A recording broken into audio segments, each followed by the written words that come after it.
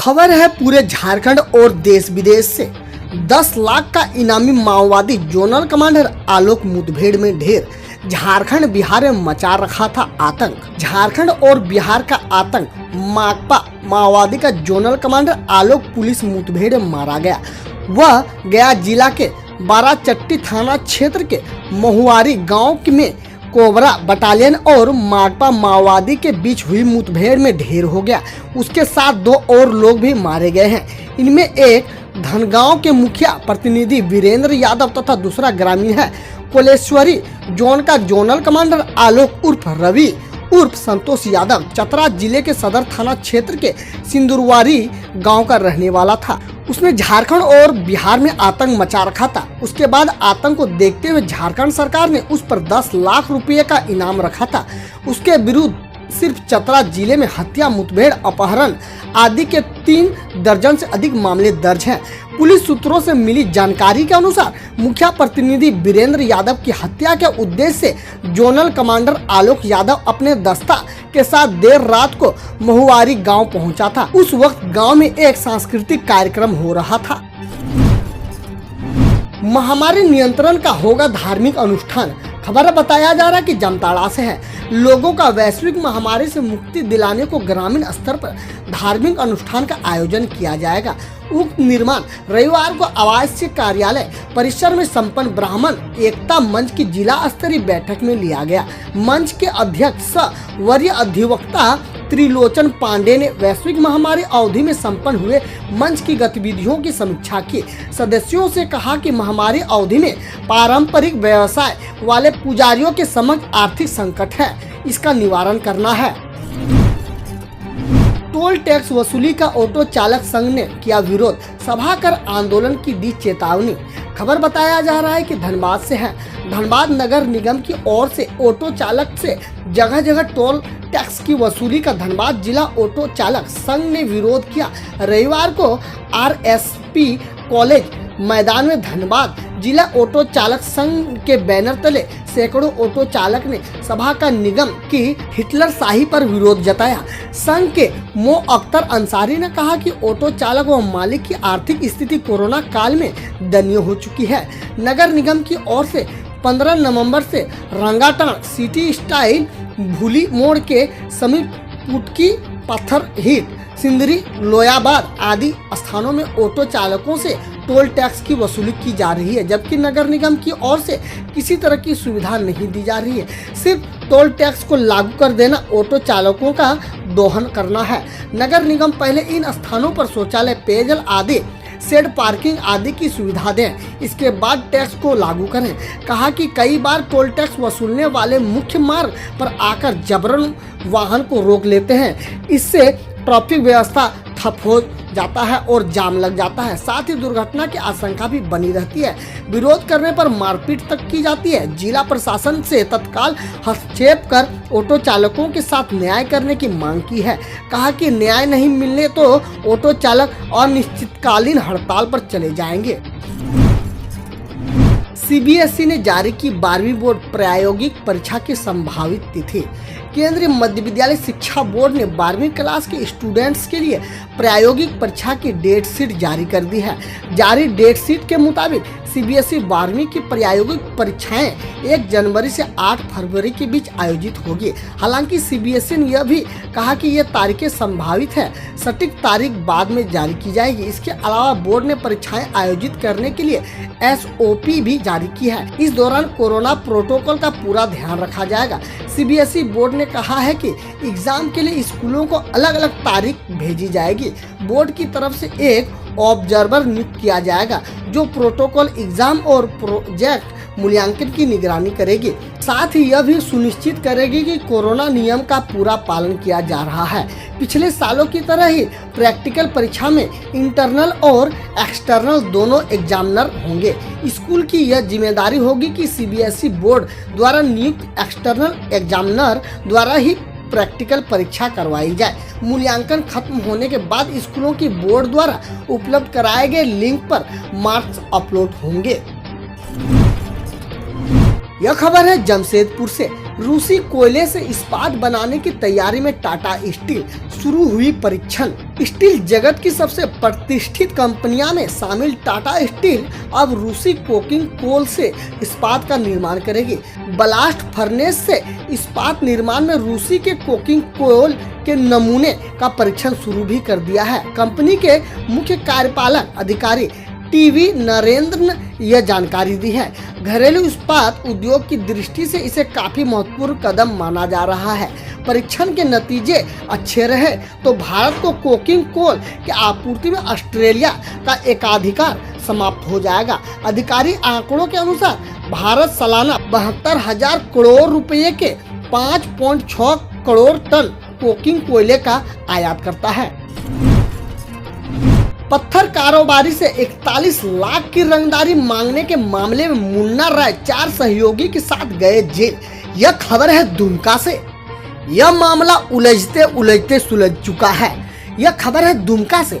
पत्थर कारोबारियों से 41 लाख की रंगदारी मांगने और पैसे न देने पर जान मार देने की धमकी देने वाले मुन्ना राय तथा उनके 4 साथी को पुलिस ने रविवार को कोर्ट पेश करने के बाद सेंट्रल जेल भेज दिए हैं। मुन्ना के साथ उसका सहयोगी हरिन सिंघा का लालू राय एवं गोसाई पाड़ा का शिवधन हेम्ब्रम, शिकारी पाड़ा का उमेश सिंह तथा दुमका का विप्लव शर्मा भी गिरफ्तार किया गया है। पुलिस ने गिरफ्तार आरोपियों के पास से 2 देसी कट्टा, 1 देसी पिस्तौल, 19 जिंदा कारतूस, 6 मोबाइल फोन, 10 सिम कागजात जिसमें पत्थर व्यवसायियों का मोबाइल नंबर अंकित है और पूर्व में लूटी गई एटीएम स्वीप मशीन के बरामद किया है।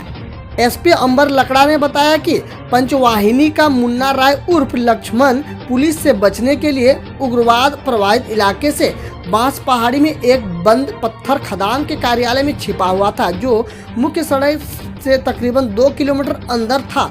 दुर्गम इलाके बंद खदान के कार्यालय को सुरक्षित माना मुन्ना व लालू राय व शिवधन के साथ था। यह खबर है चतरा से। इटखोरी के बक्सा डैम का फाटक खोलने से खेतों में रखा धान पानी में डूबा, लाखों का हुआ नुकसान। चतरा जिला अंतर्गत इटखोरी स्थित बक्सा डैम का फाटक खोलने जाने से धनखेरी एवं परसोनी गांव के किसानों को काफी नुकसान हुआ है। खेतों में काट कर रखा गया धान का फसल पानी में डूब गया। आनन फानन में किसानों ने रात दिन एक कर कुछ धान के फसल को निकाला, लेकिन वो भी पूरी तरह से भीग गया है। किसानों का कहना है कि कुदरत से बचे तो इधर नुकसान उठाना पड़ा। लगभग 15 एकड़ खेत में काट कर रखा धान पानी से पूरी तरह भीग गया है। इस संबंध में किसान मुंशी घोप ने कहा कि बिना हम लोग की जानकारी दिए डैम का फाटक खोल दिया गया है, जिससे खलिहान ले जाने के लिए खेतों में काट कर रखा गया धान पानी में डूब गया। इससे हम किसानों को काफी नुकसान हुआ है। उन्होंने कहा कि खुद का 5 कट्ठा भूमि में रखा धान पानी में भीग गया है। केवाईसी ऋण लेकर खेती किए थे, सोचा था कि धान बेचकर लोन चुकता करेंगे, लेकिन अब कुछ समझ में नहीं आ रहा है। यह खबर है गढ़वा से। 4 मंजिली इमारत में लगी आग, लाखों के कपड़े और 50,000 रुपये जलकर खाक। झारखंड के गढ़वा जिले में एक 4 मंजिली दुकान में भीषण आग लग गई। इसमें लाखों रुपये का नुकसान हुआ है। रमना प्रखंड मुख्यालय बाजार स्थित 4 मंजिली मनोज वस्त्रालय दुकान में शनिवार की रात लगी आग में लाखों रुपये के कपड़े साथ 50,000 रुपये नकदी में जल गए। दुकान के मालिक राधेश्याम गुप्ता ने यह जानकारी दी। उन्होंने बताया कि 16 लाख रुपये के कपड़े जल गए हैं, 50,000 नगद भी जलकर राख हो गया है। 4 मंजिली इमारत पूरी तरह से जल गई है। आग लगने के कारणों का पता नहीं चल सका है। आशंका व्यक्त की जा रही है कि शॉर्ट सर्किट की वजह से ही आग लगी होगी। अब खबर है कोरोना अपडेट से। झारखंड में हर रोज कोरोना से 3 लोगों की हो रही है मौत। बचाव के लिए अभी भी 1493 आईसीयू और 673 वेंटिलेटर बेड की है जरूरत। सर्दी की शुरुआत के साथ ही कोरोना का दूसरा लहर शुरू हो गया है। मध्य प्रदेश, दिल्ली, मुंबई सहित कई राज्यों की सरकारें बचाव के उपाय में भी जुट गई है। कहीं नाइट कर्फ्यू तो कहीं आंशिक लॉकडाउन लगाया जा रहा है। झारखंड में भी हालिया दिनों में कोरोना के संक्रमण की रफ्तार में इजाफा हुआ है। खासकर गुमला, पाकुड़, गिरिडीह जैसे सीमावर्ती जिलों में पॉजिटिविटी रफ्तार दुगनी से ज्यादा हुई है। दूसरी लहर में कोरोना कितना घातक होने वाला है, इसका अंदाजा इसी बात से लगाया जा सकता है। राज्य भर में एक सप्ताह में तकरीबन 1.20 लाख सैंपल की जांच हुई है। इसमें 1397 संक्रमित मिले हैं और 24 लोगों की मौत हो गई है। यानी झारखंड में हर रोज 3 से ज्यादा लोग की मौत कोरोना से ही हो रही है। खबर देश विदेश और देश की विभिन्न योजनाओं से। IAS अफसरों में हाहाकार, हर तरफ तबाही की लहर, अब इन पर संक्रमण का साया। पूरे देश पर कोरोना फिर से तबाही का कहर बनकर टूट रहा है। ऐसे में कोरोना से आफत अब IAS अकादमी पर आई है। जी हां, मसूरी के लाल बहादुर शास्त्री राष्ट्रीय प्रशासनिक एकेडमी में कोरोना से संक्रमित अधिकारियों की संख्या अब बढ़कर 57 हो गई है। बताते इससे पहले सुबह ये खबर मिली थी कि 33 ट्रेनी IAS की कोरोना संक्रमित मिले हैं, लेकिन अब 24 ट्रेनी IAS और कोरोना पॉजिटिव मिले हैं। गिरफ्तारी के बाद भारती का ट्वीट वायरल, यूजर्स ने कहा माल फूंक कर ट्वीट किया था क्या। ड्रग्स मामले में नारकोटिक्स कंट्रोल ब्यूरो द्वारा कॉमेडियन भारती सिंह की गिरफ्तारी ने लोगों को बड़ा झटका दिया है। सुर्खियों में चल रही इस खबर के बीच अब भारतीय एक पुराना ट्वीट भी वायरल हो रहा है। यह ट्वीट 2015 का है, जिसमें भारती ने लोगों से ड्रग्स न लेने की अपील की थी। भारती का वह ट्वीट उल्टा उन पर ही भारी पड़ गया। भारती ने 2015 में ट्वीट कर कहा था कि प्लीज ड्रग्स लेना बंद करें, यह आपकी सेहत के लिए हानिकारक है। उनके इस ट्वीट पर यूजर्स भारती का जमकर मजाक बन रहा है। एक यूजर ने लिखा है कि 5 साल पहले भारती सिंह ड्रग्स पर ज्ञान दिया करती थी। एक और यूजर ने लिखा है कि यह ट्वीट साबित करता है कि भारती सिंह सच में कॉमेडियन है, मस्त जोक मारा रहे। एक और यूजर ने लिखा है कि यह ट्वीट भी माल फूंक के किया था क्या। उत्तर प्रदेश में 2 साधुओं की चाय पीने की बाद मौत, मचा हड़कंप, जांच में जुटी पुलिस। उत्तर प्रदेश के मथुरा में 2 साधुओं का संदिग्ध हालत में शव मिलने के बाद सनसनी फैल गई है। यह घटना मथुरा जिले के थाना गोवर्धन क्षेत्र की है।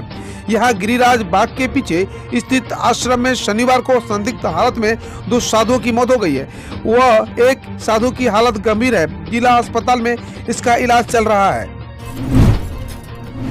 अब आतंकियों के सहारे चाइना, दिल्ली से गिरफ्तार आतंकियों से हुआ बड़ा खुलासा।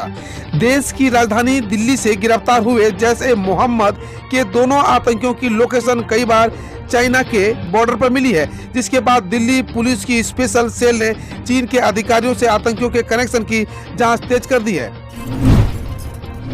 पानी से निकली मौत, जलने लगी सबकी बॉडी, नई बीमारी से कांपा अफ्रीका देश। कई महीनों से पूरी दुनिया कोरोना वायरस की तबाही से जूझ रही है। ऐसे में दुनिया भर से बीच में कई बीमारियों की भी खबरें सामने आ रही है। इसी सिलसिले में पश्चिम अफ्रीका के सेलेगन के डकार में समुद्र में मछुआरे को लेकर बड़ी खबर सामने आ रही है। समुद्र में मछली मारने गए 500 से ज्यादा मछुआरों में त्वचा से जुड़ी बीमारी पाई गई है। इसमें मछुआरों को बहुत परेशानी का सामना करना पड़ रहा है। इससे पहले यहाँ इस तरह की बीमारी के बारे में कोई नहीं जानता था। क्या रजनीकांत तमिलनाडु में बनेंगे बीजेपी का चेहरा? इस वजह से लगाए जा रहे हैं कयास। जानिए क्या है कयास। तमिलनाडु में अगले साल विधानसभा चुनाव होने वाले हैं। गृह मंत्री अमित शाह शनिवार को चेन्नई दौरे पर पहुंचे हैं। इतना ही नहीं, उन्होंने पहुंचते ही सत्ताधारी IAADMK के साथ आगामी चुनाव के लिए गठबंधन भी पक्का कर लिया है। स्पष्ट है कि तमिलनाडु में इस बार बीजेपी की रणनीति आक्रामक रहने वाली है। जानकारी मिली है कि गृह मंत्री शाह ने शनिवार रात को राष्ट्रीय स्वयंसेवक संघ विचार एस मूर्ति से लीला प्लेस में मुलाकात की है। इधर कांग्रेस का गृह युद्ध तेज, अब गुलाम नबी आजाद ने उठाए गंभीर सवाल। बिहार विधानसभा चुनाव परिणाम आने के बाद एक कांग्रेस नेता पार्टी नेतृत्व और कार्यशैली पर सवाल उठा रहे हैं। कपिल सिब्बल के बाद अब कांग्रेस के वरिष्ठ नेता गुलाम नबी आजाद ने गंभीर सवाल खड़े किए हैं। गुलाम नबी आजाद ने VIP कल्चर को बदलने की जरूरत बताते हुए जमीनी स्तर पर पार्टी कमजोर होने की बात स्वीकार की है। कोविड-19 के बढ़ते प्रकोप को देखते हुए राजस्थान के कई जिलों में नाइट कर्फ्यू, मास्क न लगाने पर 500 रुपया होगा जुर्माना। राजस्थान में कोरोना वायरस संक्रमण को बढ़ते मामले को देखते हुए राज्य सरकार ने रात का कर्फ्यू लागू कर दिया है। शनिवार की शाम मुख्यमंत्री अशोक गहलोत की अध्यक्षता में मंत्री परिषद की हुई बैठक में इस निर्णय लिया गया कि इसके तहत प्रदेश के सबसे ज्यादा 8 जिले जयपुर, जोधपुर, कोटा, बीकानेर, उदयपुर, अजमेर और भीलवाड़ा में 20 दिसंबर तक रात्रि कर्फ्यू लगाने का फैसला किया गया है। सभी संभाग मुख्यालयों में रात 8 बजे से सुबह 6 बजे तक रात्रि में कर्फ्यू लागू रहेगा। हाथरस कांड, चारों आरोपियों को लेकर गुजरात पहुंची सीबीआई, सच जांचने के लिए कराएगी टेस्ट। केंद्रीय जांच एजेंसी हाथरस गैंगरेप और हत्या के चारों आरोपियों को ब्रेन मैपिंग और पॉलीग्राफ टेस्ट करवाएगी। ये टेस्ट गुजरात के गांधीनगर में स्थित लैब में कराया जाएगा। इसलिए सीबीआई कल ही रिपोर्ट के आदेशों के बाद चारों आरोपियों को लेकर गुजरात के लिए रवाना हो गई थी। इधर मोदी सरकार का बड़ा फैसला, अब आयुर्वेद के डॉक्टर भी कर सकेंगे सर्जरी। मोदी सरकार ने एक नोटिफिकेशन जारी कर आयुर्वेद के पीजी छात्रों को सर्जरी करने की इजाजत दी है। इस फैसले के बाद अब आयुर्वेद के डॉक्टर भी सर्जरी कर सकेंगे। हालांकि इस फैसले में से मेडिकल पेशे से जुड़े लोग हैरान हैं। पीएम मोदी ने यूपी के 3000 गांवों को दी बड़ी सौगात, 40 लाख लोगों को होगा फायदा। प्रधानमंत्री नरेंद्र मोदी ने कल उत्तर प्रदेश के मुख्यमंत्री योगी आदित्यनाथ की उपस्थिति में वीडियो कॉन्फ्रेंसिंग के जरिए ग्रामीण पाइप पेयजल परियोजना का शिलान्यास किया।